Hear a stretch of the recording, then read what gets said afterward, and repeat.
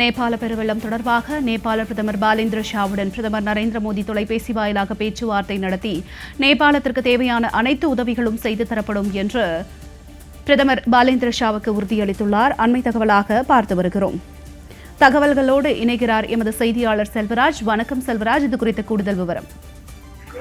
நிச்சயமாக நேபாளத்தில் ஏற்பட்டுள்ள இயற்கை பேரிடர் குறித்து தற்போது ராசுவா மாவட்டத்தில் சீனா நேபாள எல்லைக்கு அருகே உள்ள போட்டோ கோசி ஆற்றின் திடீரென ஏற்பட்ட வெள்ளப்பெருக்கின் காரணமாக இதனால் பல குடியிருப்பு பகுதிகள், சாலைகள், பாலங்கள் மற்றும் நீர்மின் திட்டங்களும் சேதமடைந்துள்ளது.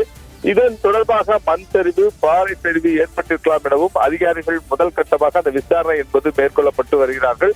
நேபாள அதிகாரிகள் மதிய நேர தகவலின்படி குறைந்தது 7 பேர் உயிரிழந்ததாகவும் 25 பேர் மீட்கப்பட்டுள்ளதாகவும் தெரிவித்த நிலையில் பின்னர் சர்வதேச செய்தி நிறுவனமாகவும் குறைத்துள்ளது.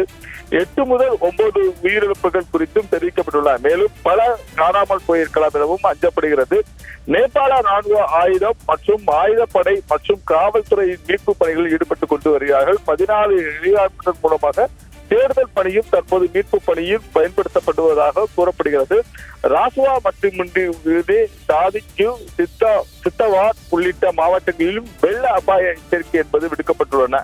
ஆற்றின் கரையோர மக்கள் பாதுகாப்பாக உயரமான பகுதிக்கு செல்லுமாறு அறிவுறுத்தப்பட்டுள்ளது. சீனாவின் திபெத் பகுதியில் உள்ளிட்ட எல்லை பகுதியில் மண் சரிவு ஏற்பட்டிருக்கலாம் என்ற செய்தியும் தற்போது வெளியாகியுள்ளது.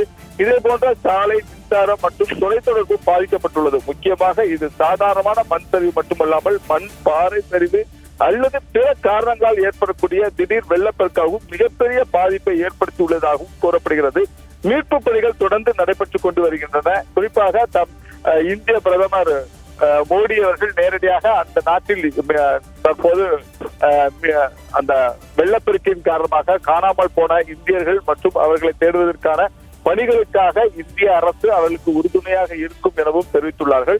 தொடர்ந்து தற்போது வரை இந்திய அரசு என்பது தற்போது நேபாளத்தில் உள்ள இந்த திடீரென நிலச்சரிவின் காரணமாகவும் அங்கு ஏற்பட்டுள்ள இந்த பேரிடர் மீட்பதற்காக தங்களுடைய தேவையான உதவிகளை செய்வதற்காகவும் நாங்கள் தயார் நிலையில் இருப்பதாகவும் பாரத பிரதமர் மோடி தெரிவித்துள்ளார். தொடர்ந்து அந்த பகுதியில் ஹெலிகாப்டர் மூலமாக மண் சரிவில் புதைந்துள்ளவர்களை தேடும் பணியில் தீவிரமாக நடைபெற்றுக் கொண்டு வருகிறது.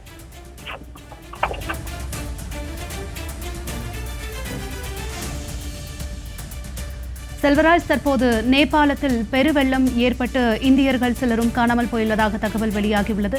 அவர்களை மீட்பதற்கான என்ன மாதிரியான நடவடிக்கைகள் எடுக்கப்பட்டு வருகிறது செல்வராஜ்? குறிப்பாக நாம் ஏற்கனவே தெரிவித்தது போது 14 ஹெலிகாப்டருக்கு மூலமாக தேடுதல் பணி என்பது தற்போது துவங்கப்பட்டுள்ளது.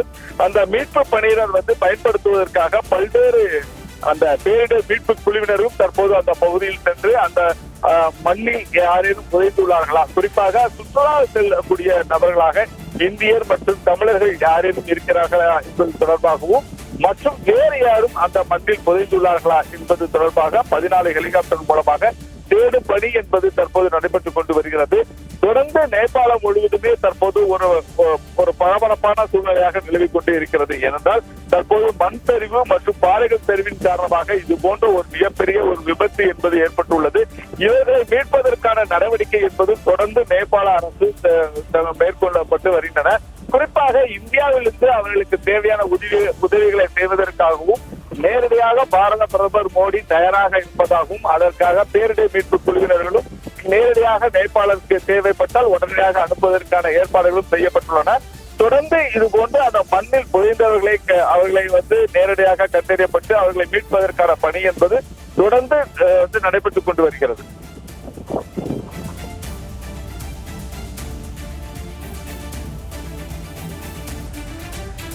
செல்வராஜ், தங்களுடைய விரிவான தகவலுக்கு நன்றி.